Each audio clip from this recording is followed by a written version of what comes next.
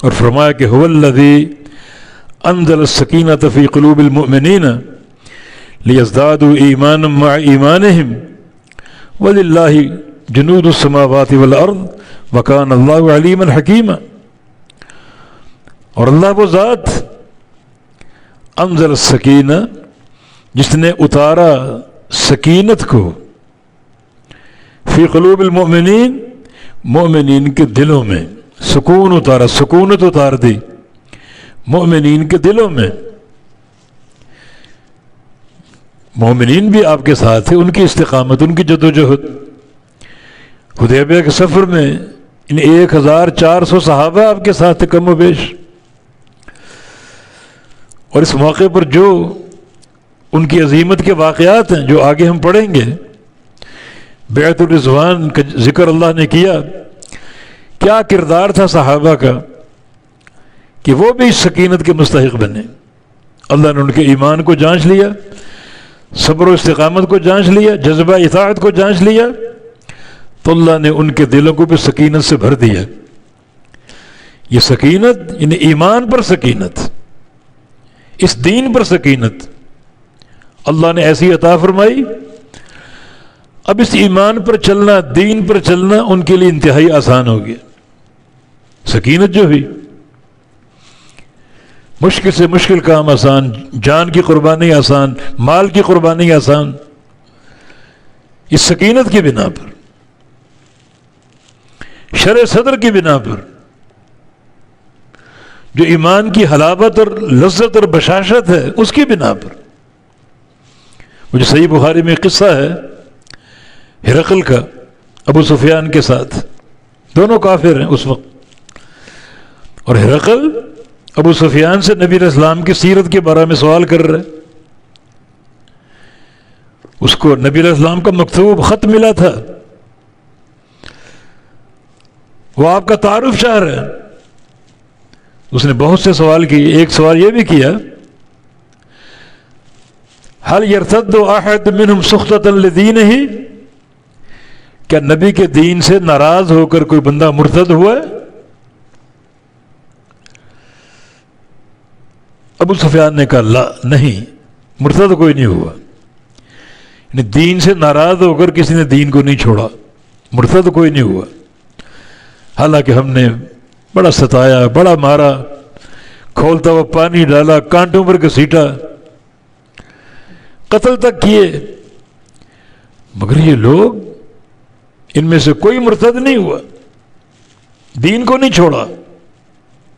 بلال حبشی عہد کرتے رہے، حالانکہ بڑا ان کو مارا گیا، بھاری سلیں سینے پر رکھی گئیں، کمر، ان کی کمر میں گوشت نام کی کوئی چیز نہیں تھی، ہڈیوں کا پنجرا تھا.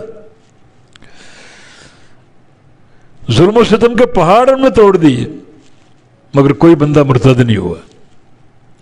ابو سفیان کے اس جواب پر تبصرہ ہرقل نے کیا کیا؟ بڑا زیرک انسان تھا کہ کذالک الایمان اذا خالطت بشاشۃ القلوب، سچے ایمان کی نشانی یہی ہے جب ایمان کی حلاوت، ایمان کی لذت، ایمان کی بشاشت اللہ دل میں ڈال دے تو کوئی بندہ ایمان سے برگشتہ نہیں ہوگا، ایمان کو چھوڑے گا نہیں، مرتد نہیں ہوگا، قائم رہے گا پوری قوت اور پوری بصیرت کے ساتھ. تو آج اللہ تعالیٰ نے مومنین کے صبر کا امتحان لیا، ان کی عظیمت کا امتحان لیا، جذبہ اطاعت کا امتحان لیا، تو اللہ نے ان کے دلوں کو سکینت سے بھر دیا. انہیں صلح حدیبیہ کے موقع پر جب معاہدہ لکھا جا رہا تھا، صحابہ پیچ و تاب کھا رہے تھے، آگے ہم بتائیں گے، مگر نبی علیہ السلام کی اطاعت کی، اللہ نے سکینت اتار دی، دل مضبوط ہو گئے، ایمان کی بشاشت اور لذت اور حلاوت رچ بس گئی. ان کے جذبہ اطاعت اور جذبہ انقیاد کی بنا پر لیزدادوا ایمانا مع ایمانہم، ہم نے جو سکینت اتاری، کیوں اتاری؟ تاکہ جو ان کا پہلا ایمان، اس ایمان کے ساتھ ان کا ایمان اور بڑھ جائے، اور بڑھ جائے، ان کے ایمان میں اضافہ ہو. یہ آیت کریمہ نص صریح ہے کہ ایمان میں کمی بیشی ہوتی، الایمان یزید یزداد. بطاعت الرحمن وینقص بطاعت الشیطان، اگر شیطان کی پیروی کرو گے ایمان کم ہوگا، اور رحمان کی اطاعت کرو گے ایمان بڑھے گا۔ یہ موقف اہل الحدیث کا۔ ایمان میں کمی بیشی ہوتی ہے، عمل ایمان ہے، اور عمل میں تفاوت ہے۔ کچھ بندے تہجد پڑھتے ہیں، کچھ نہیں پڑھتے، کچھ بندے زکوٰۃ دیتے ہیں، کچھ نفلی صدقات بھی ہوتے ہیں، کچھ نہیں دیتے، تو ایمان ان کا برابر نہیں، عمل بھی ایمان۔ تو یہ نص صریح کہ ایمان بڑھتا بھی ہے گھٹتا بھی ہے۔ اطاعت کرو گے، رحمان کے ساتھ تعلق مضبوط ہوگا تو ایمان بڑھے گا، اور نافرمانی کرو گے ایمان گھٹے گا۔ یہ اہل السنہ اہل الحدیث کا موقف بحمداللہ۔ یہ نص صریح اس بات پر امام بخاری رحمہ اللہ نے صحیح بخاری کے شروع میں کتاب الایمان قائم کیا، اور اس میں ایمان کی کمی بیشی پر جو ہے وہ لگ بھگ 100 سے اوپر دلائل دیے ہیں، عقلی بھی، نقلی بھی، قرآن سے بھی، حدیث سے بھی، جو مسلک محدثین کا ایمان کی کمی بیشی کا اس کو خوب آشکارا کیا۔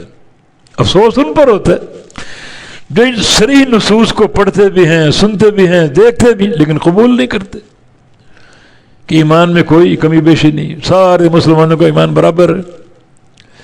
جو عمل میں تفاوت ہے، جذبہ تصدیق میں تفاوت ہے، تو پھر ایمان برابر کیسے ہو سکتا ہے؟ ابو بکر صدیق رضی اللہ عنہ فرمایا کرتے تھے اگر میں جنت دیکھ لوں، جہنم دیکھ لوں، تو دیکھنے کے باوجود میرا ایمان بڑھے گا نہیں۔ اللہ کے نبی سے سن کر جو ایمان پیدا ہو چکا ہے، ایک یقین پختہ پیدا ہو چکا ہے، اس میں کوئی اضافہ نہیں ہوگا۔ اتنا قوی ایمان، کوئی اس ایمان کو پہنچ سکتا ہے؟ تو کیسے برابر ہو سکتا ہے؟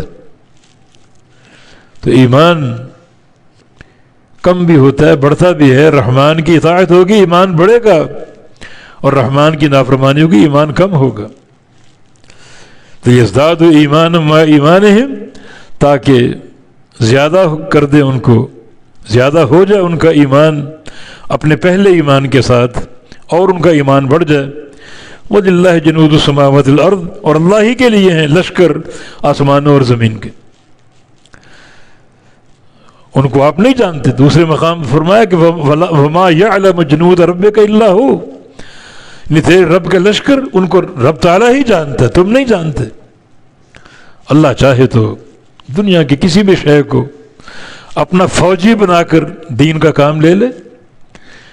نوح علیہ السلام کی قوم کو پانی سے غرق کیا، ایک ایک قطرہ پانی کا اللہ کا فوجی بن گیا۔ کسی پر آندھی اور طوفان مسلط کر دیا، کسی پر چیخ مسلط کر دی، ابرا کے ہاتھیوں پر ابابیل پرندے مسلط کیے، چھوٹے چھوٹے کنکر ان میں ایٹمی تاثیر بھر دی۔ یہ سب اللہ کے لشکر۔ نمرود جیسے طاغوت کا ایک مچھر کے ذریعے خاتمہ کروایا۔ فرعون اپنے آپ کو بڑا ایک اپنا رب کہتا تھا، سجدے کرواتا تھا، اس کو پانی میں غرق کر دیا۔ تم کیا جانو رب تعالیٰ کے لشکر کیا ہے؟ یہ تسلی کا ایک پہلو، اللہ تعالیٰ کے لشکر اللہ ہی جانتا ہے، اور اس آسمان و زمین میں سب اللہ کے لشکر۔ وَلِلَّهِ جُنُودُ السَّمَاوَاتِ وَالْأَرْضِ، اور اللہ ہی کے لیے لشکر ہیں آسمانوں کے اور زمین کے۔